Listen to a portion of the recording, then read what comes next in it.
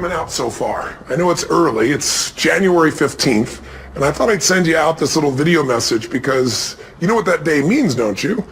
January 15th is the cutoff. Statistics show that 95% of the people that actually made a New Year's resolution have already broken it by today.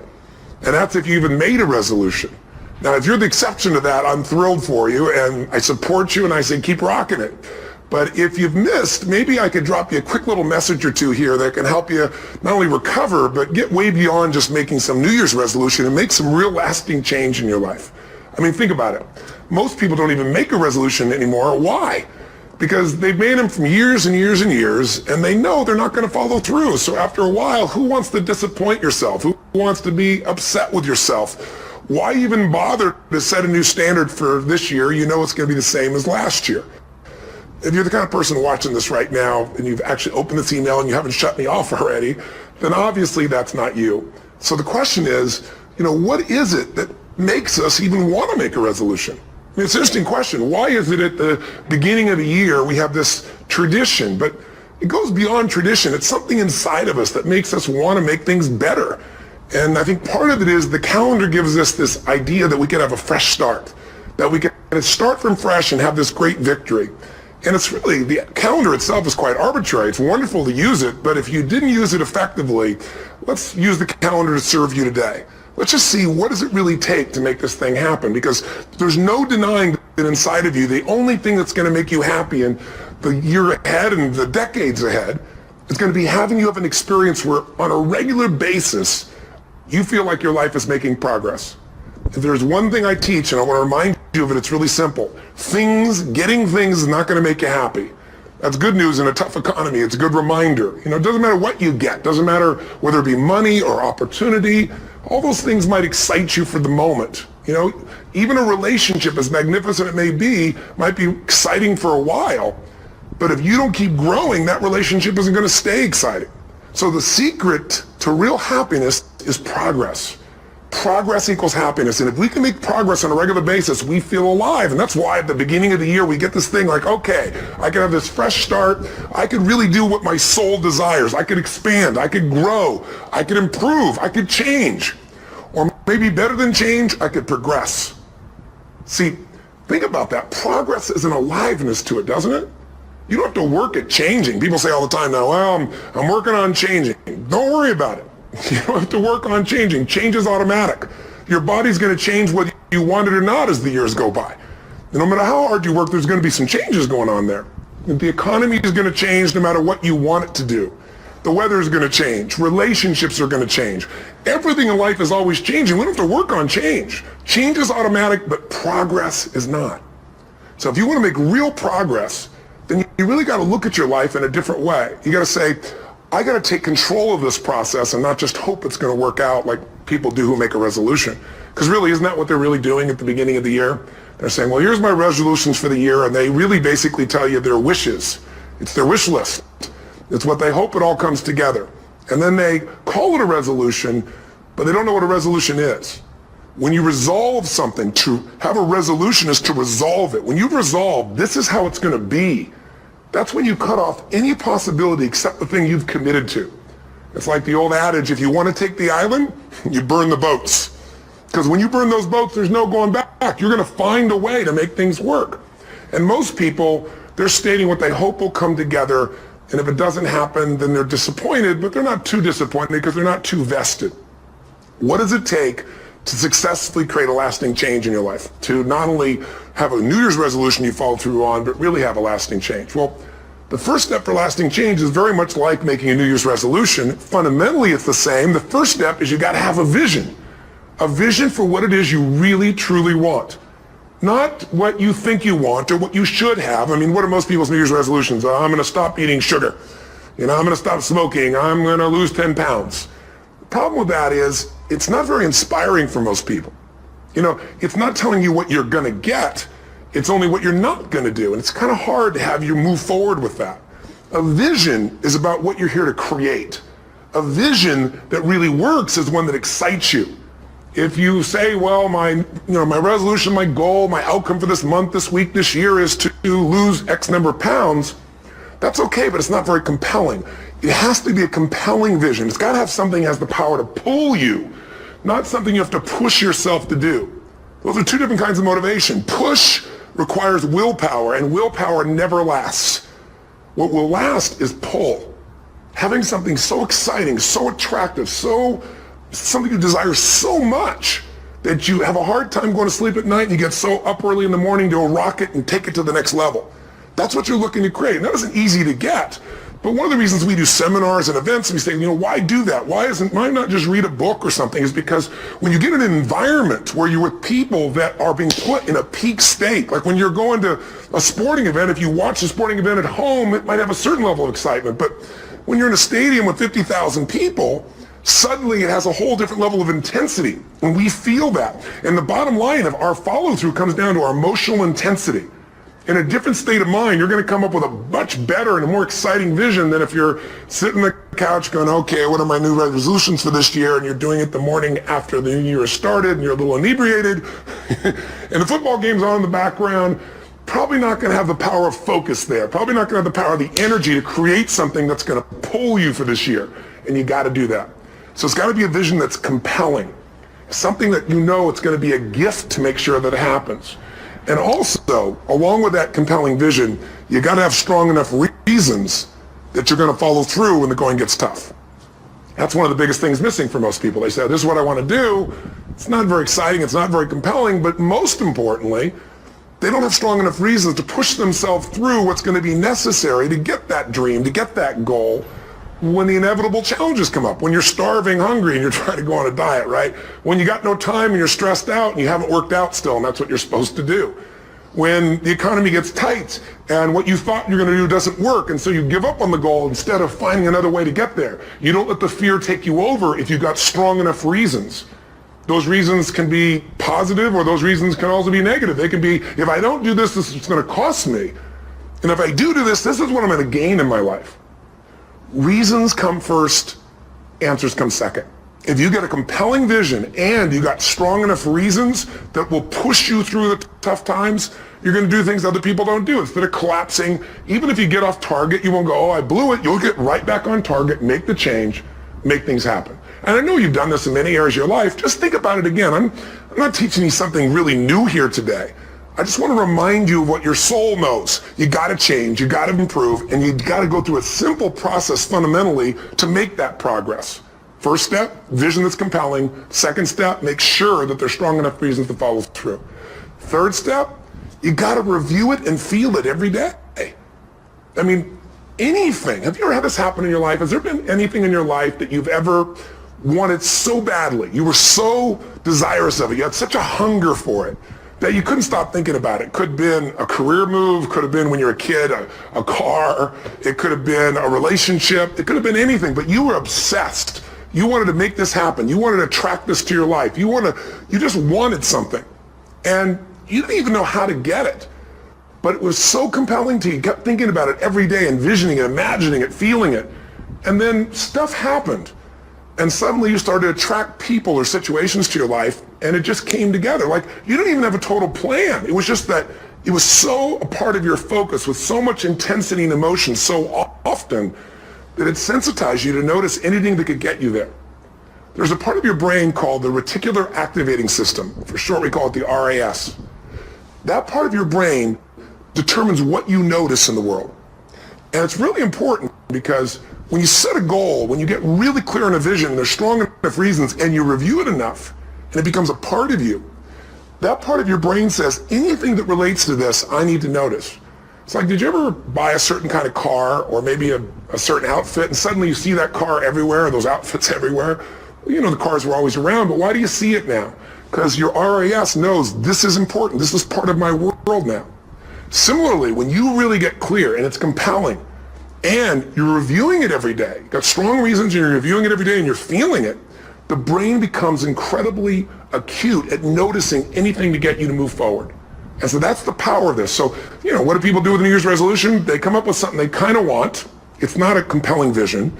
They don't really have strong enough reasons, and they never review it again until they notice that they broke what they said they really want to have make happen, because they didn't really resolve. If you resolve, you got the vision, it's compelling, You review it daily and you feel it. You envision it and you experience it. Simple as it sounds. Now, ultimately, what is this really about? Ultimately, if you're going to have lasting change in anything, you're really talking about just raising your standards. I mean, I always tell people, if you want to know how to change your life, I give it to you in 3 words, boring as it sounds: raise your standards. And what does that mean? Corny as it sounds. Raise your standards. Oh, thank you for the breakthrough thought, Tony. I'm glad I wasted my time watching this little email with you. But think about it. Lasting change is different than a goal. You don't always get your goals, but you always get your standards. Maybe it'll help you is to think about it this way. I try to explain standards to people with a different set of words. Think of it as everybody in life gets their musts. They don't get their shoulds. Like, think about it. Most people have a list of shoulds, don't they? Don't you have a list of the shoulds, things you should do, you should follow through on? I should lose some weight, I should work out more, I should make more calls, I should respond more rapidly to my email, whatever, you know? I should get into the office earlier, I should be, more confident. Whatever your should list is, people love to have their should list be met, but it's kind of like New Year's resolutions. If it does, it's really exciting, but if it doesn't, which is most of the time, it's a little disappointing, but you kind of know it's not going to happen. But when you decide something is a must for you, an absolute must, when you cut off any possible, you say, I'm going to find the way or I'm going to make the way. Human beings, when they resolve things, when they make a real resolution inside themselves, which is they raise the standard and they make it a must, they find the way. Think about it in your own life. Haven't you had some area of your life where you raise your standard and your life has never been the same? Maybe at one time in your life you smoked cigarettes, or you did something and you did it for years and you kept trying to change it, and kept telling yourself, I should. And then one day something happened. Something just clicked you over. Something took you over that kind of tipping point. And inside yourself you said, no more. And it was a very, very different experience, wasn't it? Something inside of you shifted. And what was a should became a must, and you've never gone back. Is there an area like that in your life you can think of? Again, did you ever smoke cigarettes? Did you ever eat a certain way, drink a certain form of alcohol, and then finally say no more, and you just don't go back? And notice this, it doesn't really take any willpower anymore. Because somewhere when we make this click, when we make something a must, we attach ourselves to it. It becomes part of our identity. And one thing I've learned in the last, 33 years of working with people from now over 100 countries, 4 million people, is human beings absolutely follow through on who they believe they are. If you said to me, well, I'm really going to work hard to stop smoking, but I've been a smoker my whole life and I am a smoker, I know your days are numbered. You're going to be back smoking cigarettes again, because we all act consistent with who we believe we are. I tell people the strongest force in the whole human personality is this need to stay consistent with how we define ourselves. If you define yourself as somebody who is really conservative, you're not going to be crazy and act nuts unless you're really drunk or something, and then you can say it's the alcohol, when it's really just you finally getting permission to be yourself. The alcohol is your excuse. If you're a really crazy person, you act crazy, outrageous, playful. You don't act conservative because that's not who you are. Very often people say, well, I can't do that. I'm not that kind of person. And I always say to people, really, when did you define yourself? I mean, really, how many years ago did you come up with what you could and couldn't do in your life? How many years ago? Most people, if they really look at how they're living their life today, it's based on a set of standards, a set of beliefs that they made choices about 10, 20, 30 or more years ago. I mean, very often we made decisions in our youth or very young about what to believe, about what we were capable of, about who we are as a person, and that becomes the glass ceiling, if you will, that controls us. There's a corny metaphor, but it's true. I remember one time I was with my family at the circus, and there was a person there, and they had this big giant elephant, and you look at this elephant, and they take this little rope, put it around the elephant's neck, and they drive this stake into the ground. And I mean, you look at this, and you know that elephant could rip down the entire tent with almost no effort, and yet the elephant doesn't struggle, doesn't try. Why? Because the elephant's conditioned. And they take that elephant and condition the elephant when it's a baby elephant. That's how they train him. When it's a little baby elephant and it doesn't have the power yet, they put a big rope around it and they drive this huge stake in the ground, and the elephant fights and fights and fights. And one day, finally, that elephant decides, I'm not capable of pulling this out. And once that becomes the definition of an identity of anyone, an elephant in this case, they don't even try anymore. It's just who I am. That's how it is. That's just the way it is in my life. I'd like to ask you to take a look at any place you've got a limitation and ask yourself, when did I decide to accept that limitation? And you may not even see it as a limitation. You might see it as just that's who I am. But so often in our lives, we've adapted to be a certain way so that we don't fail or so that people will like us or respect us, but it's not necessarily who we are. Joy comes when you're spontaneous. It's really hard to be truly happy when you're not being yourself. And most of us have no clue who we are. And so a big part of my work, if you've ever been to an event, you know, is to get people to do things spontaneously without thinking, because that's when the real you shows up. That's when the energy comes alive. And when you do that, when you start to connect to your true nature, suddenly there's energy available for you to set a higher standard for what you want in your life. That's what this is really all about. And when I talk about standards, when I talk about, shoulds versus musts, think about your own life. I know there have been areas in your life where some point in time you just shifted and you raised the standard and your life changed.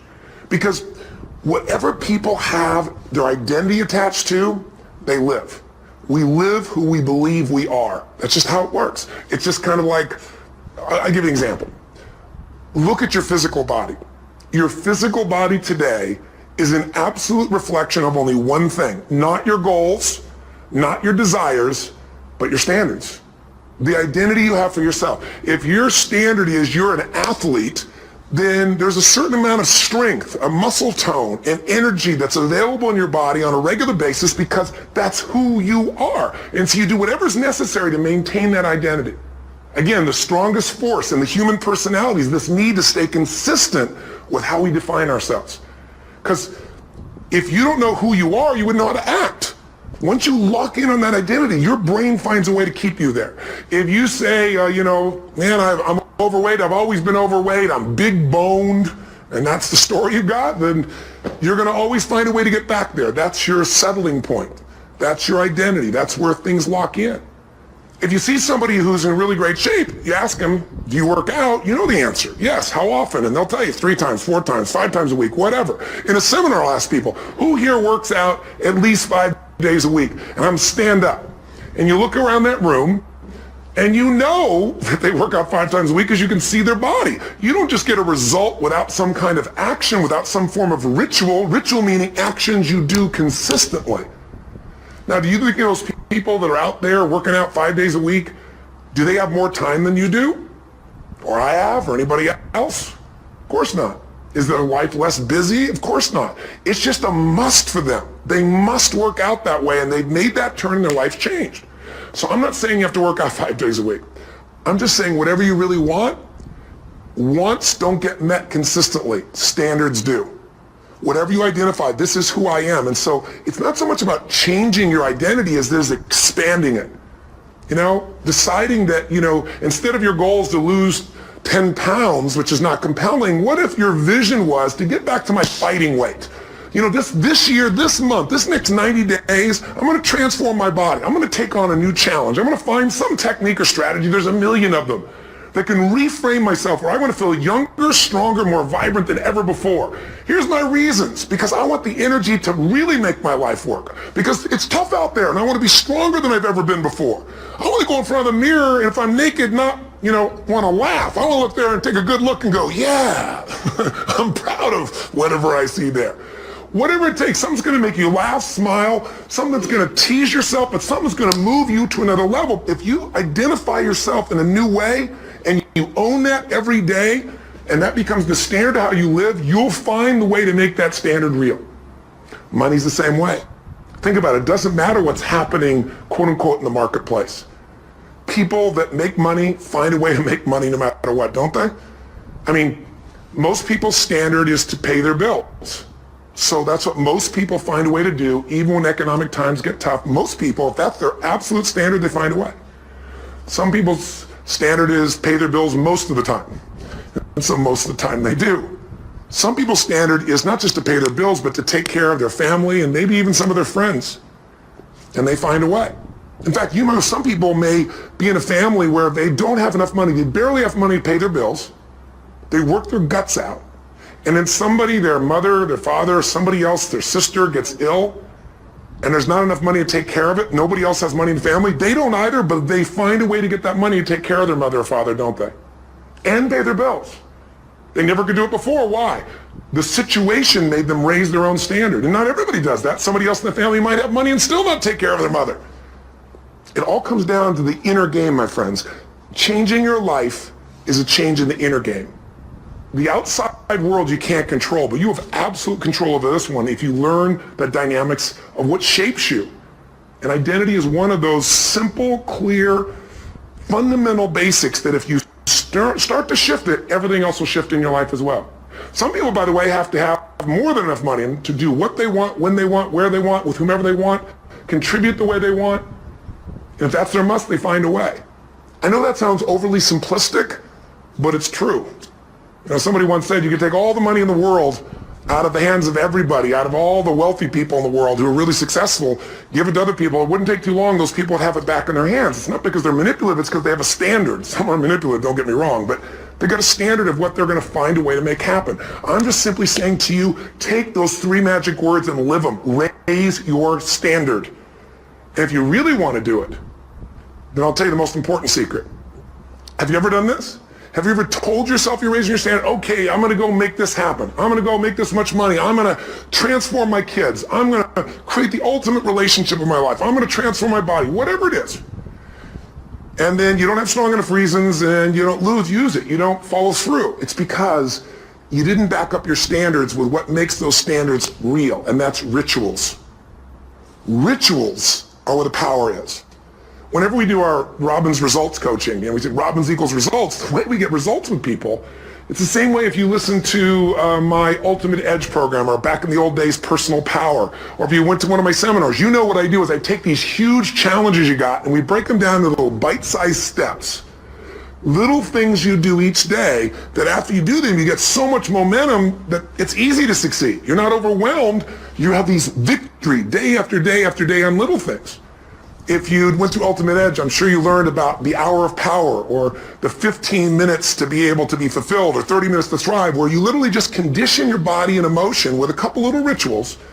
So it doesn't matter what's going on in your world, you feel that strength, and it's not fake, it's not some pump up, it's coming from inside you, and it works. Rituals define us. See, all the results in your life are coming from your rituals. They start with a standard and then have rituals that follow it up. Like, for example, if you are where you want to be physically, you have very different rituals than if you're not where you want to be physically. If you're overweight, you and I both know you got a different ritual than if you're physically fit. Completely different. You get up in the morning, what's the first thing you do if you're fit? Your shoes are there, you roll over, doesn't matter how you feel, you put on your shoes, you lace them, you start walking, or whatever that ritual is. If you're overweight, you roll over and you have a very different ritual. You might roll over several times to turn the alarm clock off. You go in and get your mocha, smocha, whatever, special coffee. You stop by at Starbucks, whatever the case may be. You have your nice sugar muffin. It's supposed to be really nice for you. Whatever you do, it's a different ritual. If you have a great, passionate relationship, you have very different rituals in how you come home than if you have a lousy relationship. When you come home and the first thing you do is you're tweeting somebody, or you're emailing, or flipping on the news, or you don't even come home. What are the rituals? Whenever I study people that are successful, what I look for is what's the standard they hold themselves to, and then what are all those little rituals that add up? Because think about it. Success and failure are not giant events. They don't just show up. You don't just suddenly become successful or suddenly have this cataclysmic event that makes you fail. It may look that way, but failure comes from all the little things. It's failure to make the call. It's failure to check the books. It's failure to say, I'm sorry. It's failure to push yourself to do things physically that you don't want to do. And all those little failures day after day come together until one day some cataclysmic event happens and you blame that. That event happened because you missed all the little stuff. Do you agree with me? And success, by the way, is not some overnight event. It's all these little things. Success is having a vision. Success is making it compelling. Success is really seeing it and feeling it every day with strong enough reasons. Success is feeling the sense that I'm here to grow and I'm here to give something to the world more than just myself. Success is caring about other people. Success is calling and saying, I love you in the middle of the day for no damn reason. Or sending a note. That'll change your relationship. Have a ritual of something funny, playful, or a surprise you do. How many relationships are dead today because they have no surprise rituals anymore? You need to have some rituals, some cool things you do that nobody else does that gives you a better life than anybody else has. All the little stuff. That's where success comes from. In business, it comes from delivering more than anybody could imagine. All those little things add up. People go, wow, that's who I want to do business with. It's true in any area of your life. So if you look at somebody who's really successful and you think, wow, I mean, they're so amazing, they're such a genius, you got to dig underneath and you got to remember something. People are rewarded in public for what they've practiced for years in private. Myself and my business people say, how do you get up and speak and you have no notes and you go for 3 days and nights and the room is like, everybody's wired and it's incredible, it's like a rock concert. How do you do that? How do you have that confidence? Oh, and it's not confidence, it's experience now. But I did so much behind the scenes and I still do to make things right. I mean, how many people would know that since the time I was 17 years old, before I walk out on stage, still do to this day, wouldn't need to do it, but I still do it, I never walk out there without being in an absolute peak state of mind. There are days my back is hurting, my throat is hurting, or I may have had a challenge, or my father passed away, and I've still got to deliver for these people because my standard is give my all every time. Every event has to be better. Talk to anybody who's been to our events for 5, 10 years, some of our trainers, and I'll say, I don't know how he does it. He always finds a way to make it better. That's not an ego thing. That's a standard in me. I have to find the way. And my ritual, though, is I prepare, I think, I gather new information, I figure out how to put something across better. What do people need? I spend time with our customers. I see what's going on. And before I get on stage each time, I have this little ritual to put myself in a state of mind. And I did it starting like 17 years old. I started doing it. I say, I now command my subconscious mind. And I say this out loud several times, this little phrase, set of phrases, as an incantation to kind of condition my mind and body. And I'd say, I now command my subconscious mind to direct me in helping as many people as possible today by giving me the strength and the emotion and the humor and the brevity, whatever it takes to show this person and help this person change their life now. And I started that with a person when I worked with people one-on-one, and I would do that for 45 minutes driving in my Volkswagen to go serve and coach somebody for the first time. Now I don't say that person, I say these people, and I can go out in a room of 10,000 people and deliver for 50 hours, and I do it every time I come back on stage. It's a ritual to go into peak state. Peak states don't just show up, they don't interrupt you. Great ideas don't interrupt you, you gotta pursue them. I talked to Michael Jordan, I'll never forget, at the peak of his career, and got to watch his final game, saw him backstage and spent some time with him, and it was a pretty exciting time. He was the greatest basketball player I think that ever lived and has ever lived. And I asked him, I said, what sets you apart, Michael? What is it? And is it God-given talent, ability, skill? What is it? And he said, Tony, he said, I can shoot you straight. It's not, me trying to act humble. He goes, I have a lot of talent, a lot of God-given talent, a lot of skill. I've worked really hard. But he said, really, it's my standards. He said, every day I demand more from myself than anybody else could humanly expect. I'm not competing with somebody else. I'm competing with what I'm capable of. Magic formula. Because most of us lower our standards. Why? Because who you spend time with, my friends, is who you become.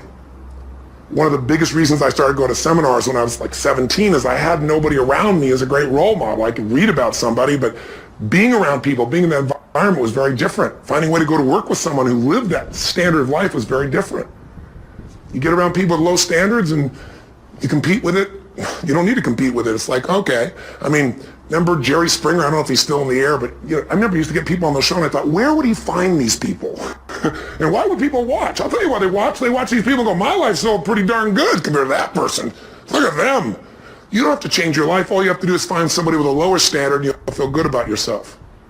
But if you feel that good feeling, it's an illusion. The only thing that's going to make you happy, my friend, and this year, any other, is to step up. It's to raise the standard. It's to discover what you're capable of and feel that incredible power of pushing through whatever's holding you back and get to the other side of more of your true self. That's what this game's all about. And look at the best in the world in anything. Tiger Woods, what's his vision? To win golf tournaments? No, to be the best that ever lived. That's his goal. That's his vision. But here's what's interesting. He backs it up with rituals. If you just have a vision and you don't have the rituals, stop lying to yourself. His rituals are, he started doing things nobody did before. He went and started lifting weights. Golfers lifting weights? No way. He went out and he changed his swing when he was the best in the world, because he realized in order to be the best that ever lived, he's gonna have to change his swing. If you know anything about golf, you don't change your swing when you're the best. And he went and retrained himself because he has different rituals than other golfers. Now many people are modeling his rituals to get better. It's amazing. You know, you look at somebody like Michael Phelps, the 2008 swimmer, won 7, only 2 people I think in history, if I remember correctly, that have gotten 7 gold medals in one session. And here's a guy, he's got number 6 under his belt and he's exhausted and he's going in for that final swim. I'm sure you remember. And how does the guy win? By 1/100th of a second. Do you think that was some massive skill that got him over the top? Or was it a standard that says, this is who I am. I am the champion. And no one is taking this from me. And somehow in those final milliseconds, 100th of a second, he pushed himself just beyond his competitor. But you know about Michael Phelps? What allowed him to be able to push beyond that moment is his rituals. Go study the guy. Most people who swim have these unbelievable workouts. He does 2 and 3 of those workout sessions a day. All the other swimmers in the beginning thought he was insane. You're gonna overtrain, you can't do that, it's not physically possible. But he had a standard and the rituals to back it up. So here's my final message to you, because I've gotten carried away. I thought I was gonna send you like a 5-minute message, but as you can see, there's no script here, it's just me going a little crazy with you. But I wanna really see you get what you want this year. Don't let this year be like last. And if last year was great, still don't let it be that way. Raise the standard. If your life is perfect and extraordinary, you darn well know you're not going to be happy unless you keep making it better. That's what makes us feel alive. It's not what we get that makes us happy. It's who we become and what we're able to give because we become more. That sense of contribution is what creates the deepest meaning. So here's my assignment for you if you want one. If you want to go from conversation to some action, here's a simple thing to do. What's an area of your life right now that you really want to improve? What's an area that's important to improve? If your body's great, how about your career? If career's great, how about your relationships? Intimate one especially, or your kids, or your relationship with your creator, spiritual side of your life. Or is it your finances? Figure an area that really matters. Decide on that area. Number 1, write down what your life is like in that area right now as specifically as possible. So you might say, well, I'm 13.5 pounds overweight, whatever the weight is, whatever the situation is, or my body fat's like this, or I wake up exhausted in the morning, and you write the truth of where you are right now. So you're real clear. Or I'm not in a relationship. I say I want a relationship, but I'm not in one, and I don't seem to find them. All the good ones seem to be gone is my belief. And I really do want one, but I don't have it. Whatever your definition. Or I'm in a relationship, and God, I wish I wasn't in a relationship.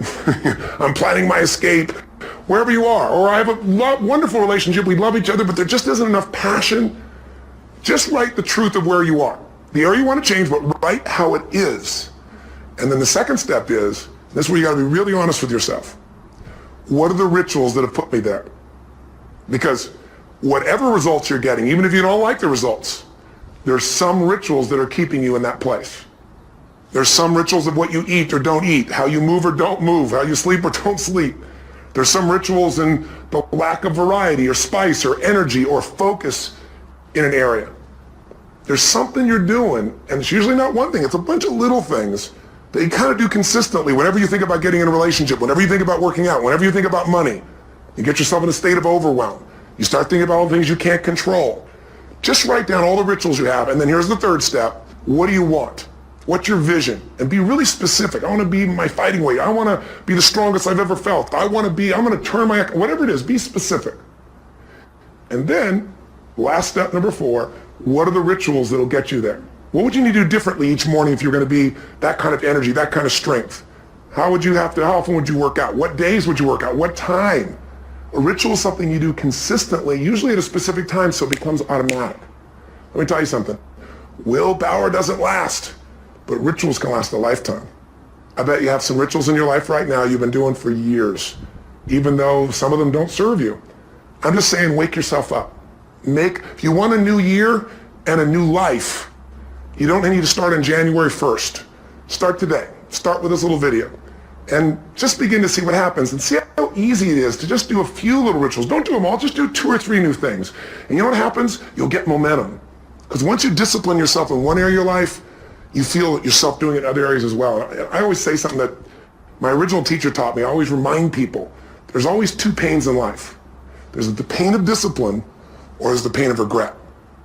And discipline weighs ounces, as my friend Jim Rohn taught me. Regret weighs tons. You don't have regret.